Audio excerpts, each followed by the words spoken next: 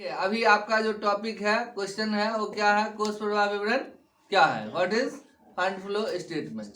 ठीक है, तो कोष प्रवाह विवरण फंड फ्लो स्टेटमेंट जो है 2 तिथि को 2 तारीख को, समझ रहे हैं ना, 2 वर्षों को जो बनाया गया आपका स्थिति विवरण है, वो स्थिति विवरण के कुल योग, समझ में आ रहा है ना? कुल योग के अंतर का कारण का विवरण को क्या कहेंगे? कोष प्रवाह विवरण का। जैसे कि मान लीजिए 2020 में, ठीक है, 31 मार्च 2020 को या 31 मार्च 2019 को आपका बैलेंस शीट का जो टोटल था वो 10 लाख था, ठीक है। और 31 मार्च 2020 में 19 में था 10 लाख और 20 में हो गया 8 लाख, तो 8 लाख हो गया तो घट गया। तो 10 लाख से जो 8 लाख का जो दौड़ है उसमें कितना पैसा आया होगा, कितना पैसा गया होगा। तो ये अंतर का, दोनों में जो अंतर है ना, उस अंतर का कारण का विवरण को हम क्या कहेंगे? कोष प्रवाह विवरण कहेंगे, ठीक है, फंड फ्लो स्टेटमेंट कहेंगे। या 2020 जो है 31 मार्च का, उसमें 10 लाख था और अभी 31 मार्च 2021 आने वाला है, उसमें अगर मान लो 15 लाख हो जाएगा, तो ये 5 लाख जो बढ़ जाता है उसका अंतर क्या है? माने ये बढ़ गया 5 लाख, जो अंतर है उस अंतर का कारण क्या है? वो कारण का जो विवरण होगा उसको हम क्या कहेंगे? फंड फ्लो स्टेटमेंट, कोष प्रवाह विवरण कहेंगे, ठीक है ना? समझ में आ रहा है? देखिए, आप लोगों को हमने जब अकाउंट पढ़ाया था तो कैश फ्लो स्टेटमेंट लिखा है, रोकड़ प्रवाह विवरण क्या है? तो कैश फ्लो स्टेटमेंट को हमने बताया था कि 2 तिथि को या 2 वर्षों में बनाया गया स्थिति विवरण है, उसमें जो दिखाया गया रोकड़ है, कैश है, वो कैश का जो रकम है ना, वो रकम में जो अंतर पाया जाता है, अंतर के कारण का विवरण को हम क्या कहेंगे? कोष प्रवाह विवरण कहेंगे। समझ में आ रहा है कि नहीं आ रहा? आ रहा है ना? देखिए, यहाँ पर थोड़ा सा डिफरेंसेज है, थोड़ा सा आपको समझना होगा। देखिए, कैश बुक और कैश अकाउंट में अंतर आप लोग बता सकते हैं? कैश बुक और कैश अकाउंट में क्या अंतर है? कैश बुक और कैश अकाउंट में क्या अंतर है? कैश बुक और कैश अकाउंट मतलब ये हो गया रोकड़ बही या रोकड़ लेखा में क्या अंतर है। तो कैश बुक क्या प्रकार का होता है? याद है कुछ की नहीं? 4 प्रकार का होता है। सिंपल कैश बुक है, 2 कॉलम कैश बुक है, 3 कॉलम कैश बुक है, पेटी कैश बुक है। समझ में आ रहा है? और कैश अकाउंट एक ही प्रकार का होगा, वो 10 तरह का नहीं होगा। समझ में आ रहा है कि नहीं आ रहा है? कैश बुक जो सिंपल हो कैश बुक बनाते हैं, उसमें 5 खाना होता है। पहला डेबिट साइड में भी 5 खाना होगा, क्रेडिट साइड में भी 5 खाना होगा। डेबिट साइड में जो 5 खाना होगा उसमें पहला में डेट, दूसरा में पार्टिकुलर, तीसरा में जो हम लिखते हैं वो क्या लिखते हैं? Voucher number. चौथा में हम क्या लिखते हैं? LF। और 5वां में क्या लिखते हैं? अमाउंट। जबकि हम कैश अकाउंट जब बनाते हैं तो इसमें क्या होता है? दोनों साइड डेबिट क्रेडिट साइड 4 खाना ही होता है। पहला में क्या होता है? डेट। दूसरा में क्या होता है? पार्टिकुलर। तीसरा में क्या होता है? JF। समझ में आ रहा है ना? और चौथा में क्या लिखा था? अमाउंट। तो दोनों में डिफरेंसेज है, दोनों का फॉर्मेट में भी डिफरेंसेज है। और इसी तरह अगर कोई आपसे ये पूछे कि प्राप्ति एवं भुगतान खाता, रिसीट एंड पेमेंट अकाउंट, समझ में आ रहा है ना? रिसीट एंड पेमेंट अकाउंट और कैश बुक में, रोकड़ बही में या कैश अकाउंट में क्या अंतर है? प्राप्ति एवं भुगतान खाता और रोकड़ लेखा, cash account, receipt and payment account और कैश अकाउंट में क्या अंतर है? तो क्या बताएं? देखिए, रिसीट एंड पेमेंट अकाउंट जब आप बनाते हो तो वहाँ क्या होता है? दोनों बगल 2 खाना होता है। एक साइड रिसीट है, अमाउंट है, और फिर पेमेंट है और अमाउंट है। देखिए, रिसीट एंड पेमेंट क्या है? गैर व्यापारिक संस्था द्वारा बनाया जाता है। और रोकड़ लेखा क्या है? कैश अकाउंट क्या है? ये व्यापारिक संस्था द्वारा बनाया जाएगा, जो संस्था लाभ कमाने के उद्देश्य से चलाया जा रहा है। समझ में आ रहा है कि नहीं आ रहा है? दोनों में अंतर समझ रहे हैं ना? देखिए, हम ज्यादा अंतर इसलिए नहीं बात कर रहे हैं क्योंकि आपका जो 2 नंबर का क्वेश्चन होगा ना, उसमें तो बहुत ज्यादा आपको तो कम ही शब्द में आंसर ही देना है।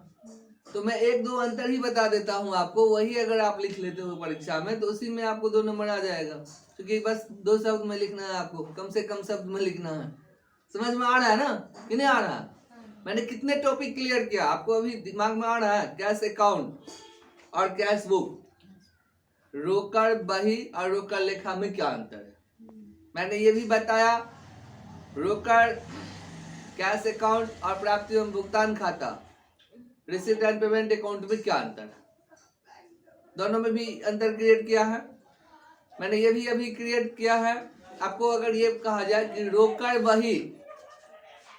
बही और कैश फ्लो स्टेटमेंट में क्या अंतर है, मतलब रोकड़ प्रवाह विवरण में क्या अंतर है, समझ में आ रहा है ना। मतलब कैश अकाउंट हो और कैश फ्लो स्टेटमेंट हो, उसमें क्या अंतर होगा। आपको अगर ये कहा जाए कि प्राप्ति एवं भुगतान खाता जो है वो और कैश फ्लो स्टेटमेंट में क्या अंतर होगा, तो क्या जवाब देंगे आप। तो देखिए ये तीनों जो है लगभग जो है सालों भर को तिथि भर जो है उसमें एंट्री लेखा जोखा होता है। कौन तीनों में, रिसीट एंड पेमेंट जैसे है, जैसे जैसे आता है रोज का रोज उसको लिखा जाता है। कैश बुक में भी रोज का रोज लिखा गया, कैश अकाउंट में लिखा गया, मगर कैश फ्लो स्टेटमेंट एक निश्चित तारीख को बनाया जाता है जो वर्ष के दौरान या एक निश्चित अवधि में 15 दिन या एक सप्ताह या महीना या 3 महीना या 6 महीना या साल भर के दौरान व्यापारी या कोई भी संस्था वर्ष के दौरान क्या खरीदा है, क्या बेचा है, कितना नया कर्ज लिया है, कितना पुराना कर्ज को चुकाया है, 3 तरह का जो कैश की प्रवृत्ति है। कैश फ्लो स्टेटमेंट जब बढ़ाए हैं तो बताए है ना 3 तरह की प्रवृत्ति में इसको बांट देते हैं, कहाँ से आया कहाँ गया को। कहाँ से आया मतलब प्राप्ति है, कहाँ गया मतलब भुगतान है। सभी प्राप्ति भुगतान को 3 प्रवृत्ति में रखे हैं, ऑपरेटिंग, इन्वेस्टिंग और फिनेंसिंग। ऑपरेटिंग में जो आप वर्ष के दौरान परचेज सेल करते हैं, जो आपका एक्सपेंस है उसको मैनेज करने के बाद, एडजस्ट करने के बाद ऑपरेटिंग एक्टिविटीज क्लियर हो जाता है। इन्वेस्टिंग के दौरान ओनली फिक्स एसेट्स को हम लोग रखते हैं। फिक्स एसेट्स में जो परचेज और सेल है उसको देखते हैं, कितना परचेज हुआ कितना सेल हुआ। परचेज हो रहा है तो कैश जा रहा है, सेल हो रहा है तो क्या हो रहा है, कैश आ रहा है। तो फिर फिनेंसिंग में क्या होता है, अगर आपका शेयर बढ़ रहा है, डिवेंचर बढ़ रहा है मतलब पैसा आ रहा है, अगर वो घट रहा है मतलब आप पेमेंट कर रहे हैं, पेड कर रहे हैं तो पैसा जा रहा है। तो तीनों एक्टिविटीज का कुल योग जो होता है उसमें ओपनिंग कैश जोड़ देते हैं तो क्लोजिंग कैश आ जाता है। मैंने ये भी कहा था, तो अब यहाँ पर क्लियर है आपको जो कैश अकाउंट और कैश फ्लो स्टेटमेंट में क्या अंतर है, क्लियर है ना। अगर परीक्षा में ऐसा क्वेश्चन बना दे कि रोकड़ प्रवाह विवरण और कोष प्रवाह विवरण में क्या अंतर है, समझ में आ रहा है ना। Fund flow statement and cash flow statement में क्या डिफरेंसेस है, तो दोनों में अगर डिफरेंसेस की बात करें तो जहां फंड फ्लो में मैं आपको बता रहा हूं कि 2 तारीख है या 2 अवधि है या 2 वर्ष है का जो बनाया गया स्थिति विवरण है, उसमें उसका जो कुल योग है, कुल योग का जो अंतर है, कुल योग का जो रकम में अंतर है, उस अंतर के कारण का विवरण को क्या कहते हैं, कोष प्रवाह विवरण कहते हैं। जबकि कैश फ्लो स्टेटमेंट में क्या है कि वही 2 वर्ष को 2 तिथि को बनाया गया जो स्थिति विवरण है उसमें दिखाया गया जो रोकड़ है, वो रोकड़ के रकम में जो अंतर है, उस अंतर का कारण को विवरण को हम लोग क्या कहते हैं, कैश फ्लो स्टेटमेंट कहते हैं। तो क्लियर है ये सब अंतर, आप लोग पूरा अच्छा से समझ गए हैं। देखिए जितना टॉपिक पर हमने अभी बात किया है, हमें उम्मीद है कि परीक्षा में इसमें से 2 टॉपिक तो कम से कम रहना ही रहना है, और 2 टॉपिक मतलब 2 दूना 4 नंबर, समझ में आ रहा है ना। अगली क्वेश्चन आपका क्या है, लेखांकन अनुपात क्या है भाई ना, व्हाट इज अकाउंटिंग रेशियो। तो देखिए जब अनुपात का बात करते हैं तो एक रिलेशन क्रिएट करता है। जैसे करंट एसेट्स आपका 4 लाख है और करंट लायबिलिटी आपका 2 लाख है, तो करंट रेशियो बराबर होता है current assets by current liability. 4 lakh बटा 2 लाख काट दीजिए, 2 दूना 4, 2 अनुपात 1 हुआ, तो ये अच्छा कहा जाता है, समझ में आ रहा है। तो एक संबंध को स्पष्ट करता है। अकाउंटिंग रेशियो क्या है, तो आप इस तरह से बता सकते हैं कि 2 जो कोई बात है, कोई 2 वस्तु है, उसका जो संबंध है आपस का, उसको व्यक्त करता है, ठीक है, उसको हम क्या कहेंगे, अकाउंटिंग रेशियो कहेंगे।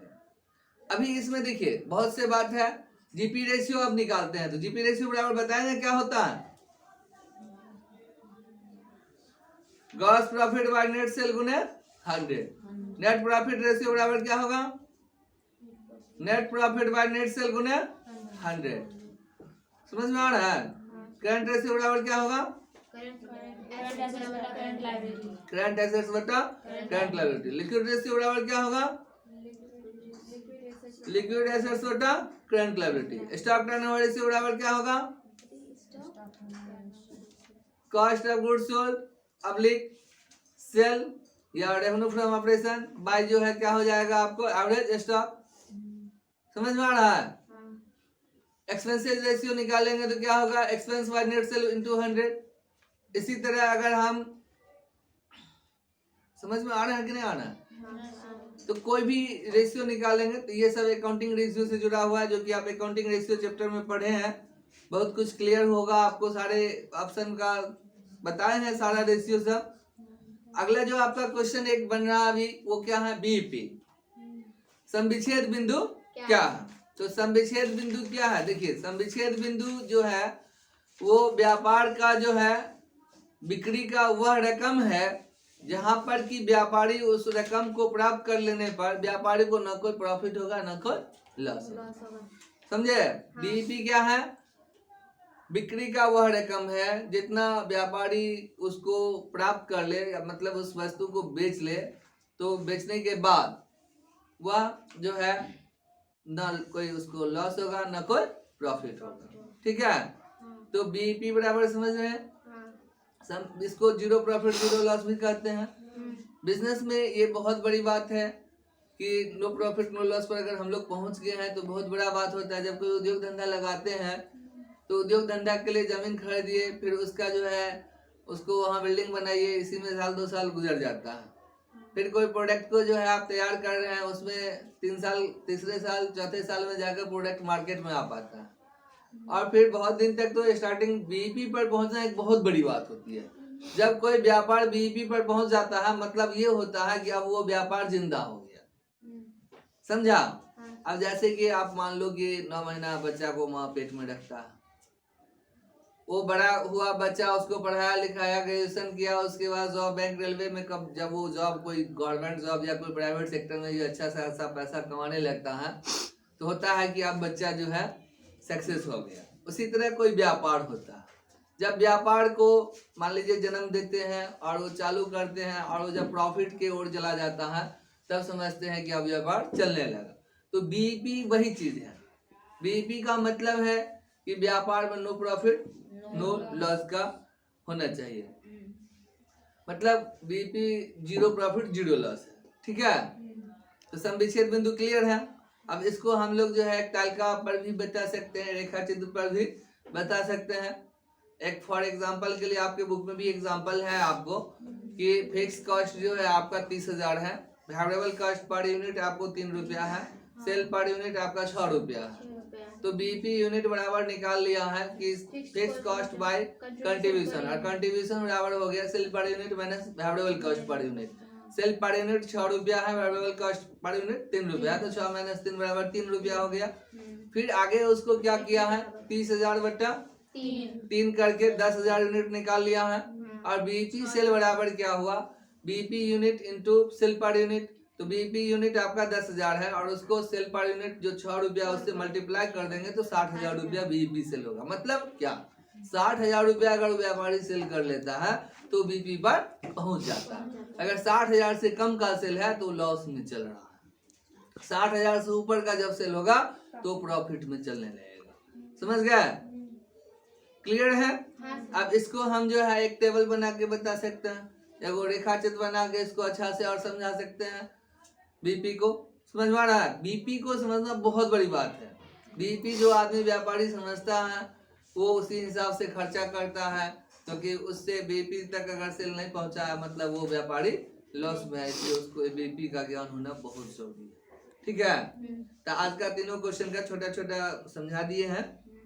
आगे कुछ क्वेश्चन और इसी तरह हम वीडियो बनाएंगे। ये 12 के लिए है। Thank you. बीपी के बारे में अभी हम आपको समझा रहे थे। जो बीपी वह बिंदु है जहां व्यापारी को ना कोई प्रॉफिट होता है और ना कोई लॉस होता है। कहने के लिए तो सारे लोग कहते हैं कि भाई कॉमर्स लेकर जो पढ़ते हैं वो पढ़कर क्या करेंगे? जब बिजनेस ही करना है वो बिजनेस ही करेंगे, तो बिजनेस के लिए तो साइंस आर्ट्स पढ़ के भी बिजनेस कर सकते हैं। मगर बीपी का ज्ञान होना एक बहुत बड़ी बात है। कॉमर्स वाले बच्चे को भी पता होता है तो कोई उद्योग धंधा जब हम करेंगे तो उसके लिए पूंजी कहाँ से लाएंगे, और व्यापार में कौन कौन से बात होगा जिसको ज्ञान होना बहुत जरूरी है, तो उसमें से एक बीपी बहुत बड़ी बात होती है जिसका कि ज्ञान होना बहुत जरूरी होता है। बीपी वह रकम है बिक्री का जहां बिक्री हो जाने के बाद वो रकम व्यापारी सेल कर लेता है तो नो प्रॉफिट नो लॉस पर पहुंच जाता है। मतलब समझ में आ रहा है ना? अभी मैंने एक उदाहरण आपको बताया था जिसमें कि फिक्स कॉस्ट आपका जो है 30,000 रुपया था, सेल पर यूनिट 6 रुपया था, वेरिएबल कॉस्ट पर यूनिट 3 रुपया था। मैंने उसमें दिखाया आपको जो बीपी यूनिट बराबर क्या होगा, तो सेल बाय कंट्रीब्यूशन, कंट्रीब्यूशन बराबर क्या होगा, sale per unit minus variable cost per unit, और उसमें आपको सेल पर यूनिट 6 रुपया था माइनस 3 रुपया करके बताया तो कितना हो गया था 3 रुपया, और फिक्स कॉस्ट कितना हो गया था 10,000।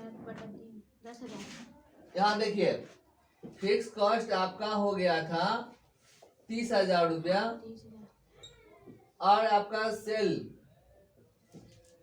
पर यूनिट जो है कितना था 6 रुपया, रुपये 6 रुपया पर यूनिट है, और वेरिएबल कॉस्ट पर यूनिट आपका कितना था 3 रुपया। अब यहाँ पर जो है इसके लिए हमको बीपी यूनिट निकाले, तो बीपी यूनिट बराबर आपको आ गया था जो वहां पर क्लियर है ना, क्या है fix cost by contribution, contribution बराबर sale per unit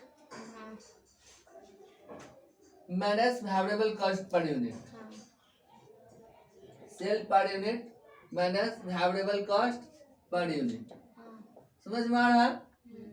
sale per unit आपका 6 रुपया था माइनस 3 रुपया बराबर 3 रुपया, तो बीपी यूनिट बराबर कितना हो गया 30,000 बटा 3, 30,000 बटा 3 बराबर 10,000। अब देखिए बीपी सेल बराबर क्या होगा, बीपी सेल बराबर, तो बीपी सेल बराबर हो जाएगा आपको ये जो बीपी यूनिट है 10,000 इंटू सेल पर यूनिट 6 रुपया मतलब 60,000 रुपया। अब देखिए इसको जब हम एक टेबल पर बताएंगे तो यूनिट जो 10,000 निकला है ये 10,000 को 2 से भाग दे देंगे, 10,000 को क्या करेंगे 2 से भाग दे देंगे, 5,000 यूनिट आ गया, 5,000 के यूनिट के रेफरेंस पर टेबल बनाना है, ठीक है। तो आपका पहला खाना हो गया यूनिट जो 5,000, डिफरेंस मैंने कहा 5,000 रखना है तो 5,000 और जोड़ दो, 10,000, 15,000 और 20,000, ठीक है। फिर आगे जो है fix cost, fix cost, fix cost आपका कितना है 30,000, 30,000, 30,000, 30,000। वेरिएबल कॉस्ट पर यूनिट आपको वेरिएबल कॉस्ट कितना है 3 रुपया पर यूनिट, 3 से गुना करिए, 5 दिया 15,000, 10 दिया 30,000, 30,000, 45,000, 15 दिया 45,000, 60,000, 20 दिया 60,000। अब देखिए टोटल कॉस्ट, फिक्स कॉस्ट और वेरिएबल कॉस्ट को प्लस कर देना है, 45,000, तो 30,000 और 15,000 fix cost plus variable cost.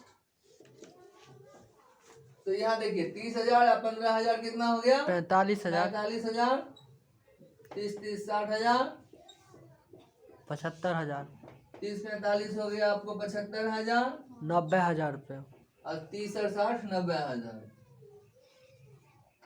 अब यहाँ पर देखिए सेल पर यूनिट आपको कितना बता रहा है? 6 रुपया। 6 से गुना करिए, 6 पंचे 30,000। 7 आया कितना हो जाएगा? 60,000। 60,000। 15 छक्के 90,000। अब 1,20,000। और ये हो गया आपको 1,20,000। अब आप लोग बताइए थोड़ा प्रॉफिट और लॉस। जब आपको 45,000 टोटल कॉस्ट है और 30,000 सेल है तो क्या होगा? 45,000 आपका टोटल कॉस्ट है और सेल कितना है? 30,000 है। कितना हो जाएगा आपको प्रॉफिट? लॉस होगा। लॉस होगा ना? कितना लॉस होगा? 15,000। 15,000। उसके बाद देखिए आपका टोटल कॉस्ट भी 30,000 है और सेल भी 30,000 है। कितना प्रॉफिट हो रहा है? 0 रुपया।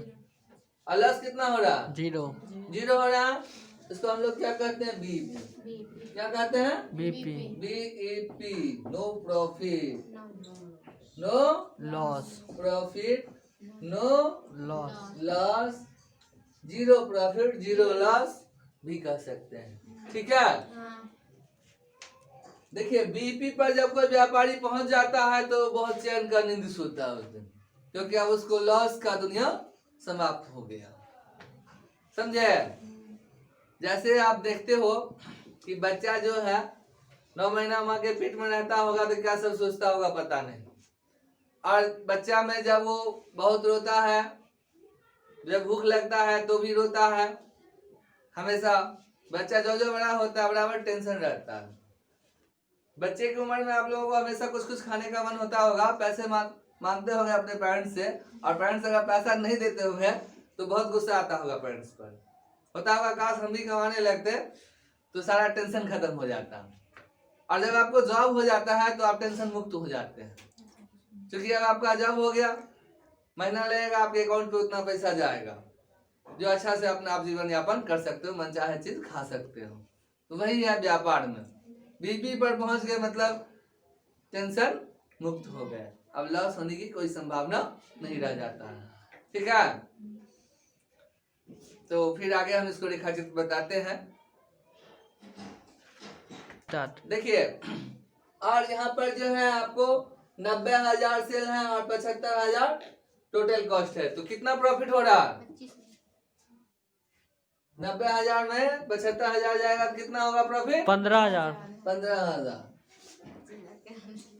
और यहाँ 1,20,000 आपका सेल है और टोटल कॉस्ट कितना है? 90,000। 30,000 क्या हो जाएगा? प्रॉफिट होगा। प्रॉफिट हो जाएगा। ठीक है, बता रहे हैं, ध्यान से देखिएगा। ये हो गया आपका सेल। डिफरेंसेस सेम रखना है, क्योंकि थोड़ा भी डिफरेंस ज्यादा होगा तो फिर रेखाचित्र आपको गड़बड़ाएगा। इधर आपको प्रॉफिट और लॉस लिखना है, और इधर आपको सेल। सेल कितना कितना था? जल्दी जल्दी बोलिए था आप लोग। 30,000। 30,000 सेल है। हाँ। उसके बाद 60,000, 40,000, 12,000, 30,000, 60,000, उसके बाद 90,000, 90,000 12,000 और 1,20,000। और यहाँ देखिए BAP मतलब 0 हो गया। हाँ। यहाँ माइनस हो गया आपको 15,000 जो लॉस है, और यहाँ 15,000 प्रॉफिट है, और यहाँ 30,000 प्रॉफिट है। समझ आ रहा है? जब 30,000 सेल है व्यापारी को तो क्या हो रहा है? 30,000 प्रॉफिट है तो 15,000 लॉस हो रहा है। समझ में आ रहा है ना? हाँ सर। जब 60,000 सेल है तो क्या हो रहा है? No profit no loss. और जब 90,000 सेल हो रहा है तो क्या हो रहा है? 15,000 प्रॉफिट हो रहा है। और जब 1,20,000 सेल है तो क्या हो रहा है? 30,000 प्रॉफिट। 30,000 प्रॉफिट हो रहा है। तो बीपी को देखिए क्या हो रहा है, ये जो बीपी का पॉइंट है, जिस बिंदु पर यहाँ काट रहा है, देख रहे हैं ना, हाँ इसी बिंदु को हम लोग क्या बोलेंगे, बीईपी, ब्रेक इवन पॉइंट। अब आप देख रहे हो इस लकीर से नीचे का जो दुनिया है ये क्या है, लॉस, और इससे ऊपर का दुनिया क्या है, प्रॉफिट। अब ये धूप है, ये छाया, समझे, ये दिन है और ये रात है, समझ में आ रहा है कि नहीं आ रहा है?